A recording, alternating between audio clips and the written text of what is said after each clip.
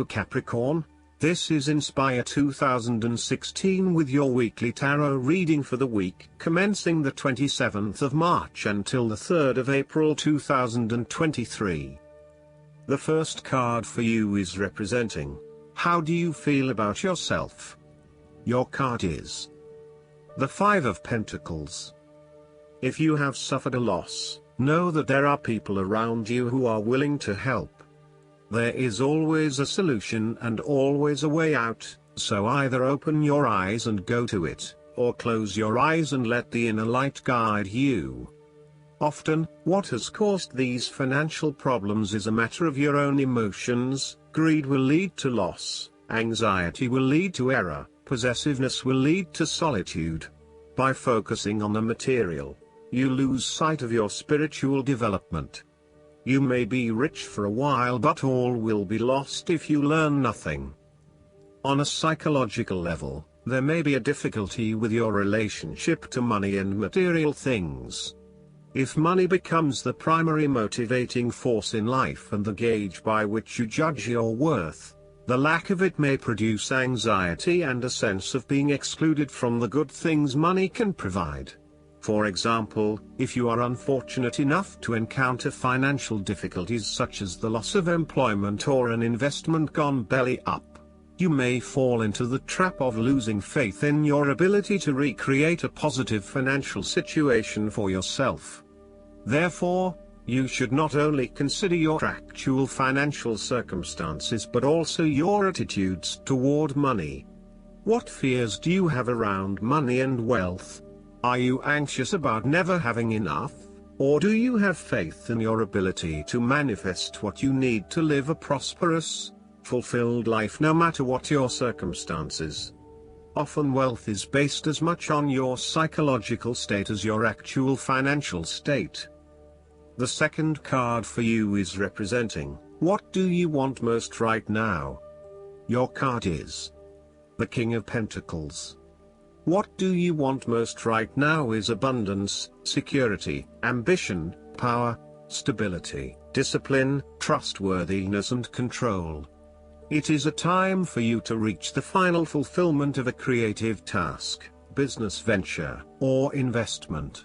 Through diligence, responsibility and attention to detail you have achieved great things and can finally say that you have completed your task or attained your goal. You can now enjoy all that you have accomplished and the successes you have created. You have created a richness of life, not just financially but also spiritually, which will set you up very well for the future.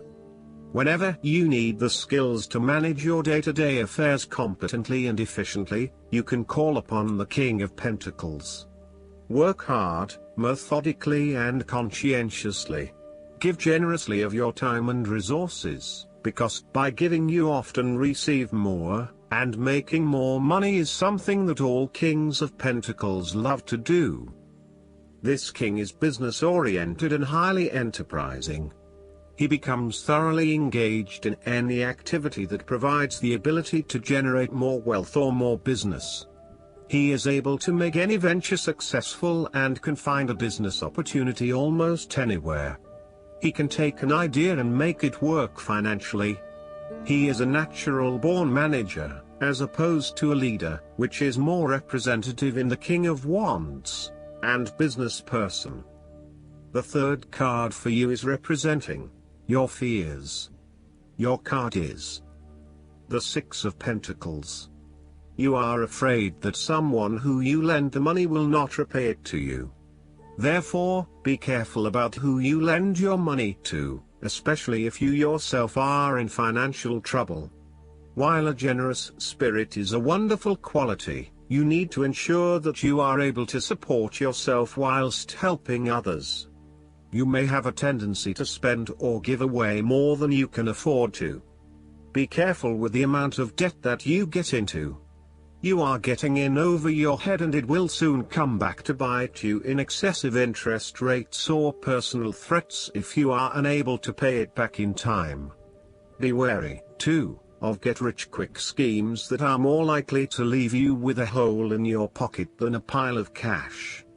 In some cases, that people give to others not for the benefit of the other but for the benefit of themselves.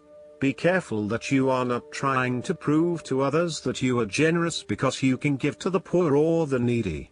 Aim to give selflessly rather than selfishly. In terms of your personal relationship, one partner is doing a lot of the taking but not a lot of the giving, thus creating an inequality in the relationship. You need to be careful that your generous spirit is not being taken advantage of and that you are not always the one making compromises for your partner's benefit. The fourth card for you is representing what is going for you. Your card is the Seven of Pentacles. You are taking a long-term view and you are assessing where you can best invest your time and energy for the maximum output. You do not want to keep putting your heart and soul into something if you are not getting the rewards for it, and no doubt, you have started to see that there are some areas in your life that are just become energy sappers but without the reward. If you have been working extra hard or putting in extra effort into something, it will finally pay off. Your effort will definitely be worth it and you will see the results and rewards for your labor. You may have been working on something quite challenging and important for the last few months, and this is likely to come to a culmination. You are likely to see financial or other tangible rewards for all of your hard work. You might have been laboring away at something important and you may be starting to feel concerned that you will never be rewarded for your efforts. Be patient and appreciate the progress you have made so far. If your hard work has not yet paid off as planned, remember that your expectations may be unreasonable. There are no guarantees. Be grateful, focus on the present and do what you can with what you have. The fifth card for you is representing what is going against you. Your card is the Page of Wands. You might have tried a few new ventures or projects but these have not been particularly successful. You may have had a vision to start a new hobby or project, with the view that it would lead to bigger and better things but you soon realized that you had taken the wrong approach and it wasn't leading to the growth and development you had expected. You may have started to realize that you had not really focused enough on what your goals and objectives were and that is why you were not reaching the outcomes you wanted. Luckily, you had not progressed too far along and were able to easily retreat from those projects with limited impact. Sometimes, too, these setbacks can be helpful in testing out new territories and exploring what will and will not work for you. You may also find that your eagerness to start something new has been negatively impacted by complexities, obstacles and opposition, which has resulted in a lack of motivation and indecisiveness about your path forward. You may also be fearful of whether you can really get your project or idea up and running, or if you are just going to be weighed down by more responsibility and troubles. The Page of Wands can depict a person who is immature with a self-image problem.